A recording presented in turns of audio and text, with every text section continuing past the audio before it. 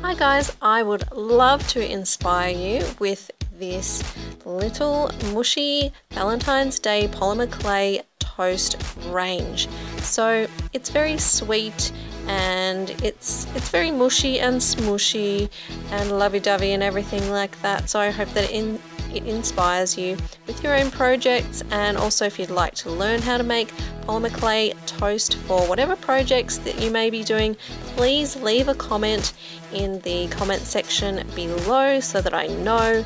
And also there's a punk burnt toast range as well with things written on it like burn for you and holy toast and things like that, and hopefully you'll find them really entertaining. So anyway, if you'd like to take a little squiz at my Etsy shop, please do.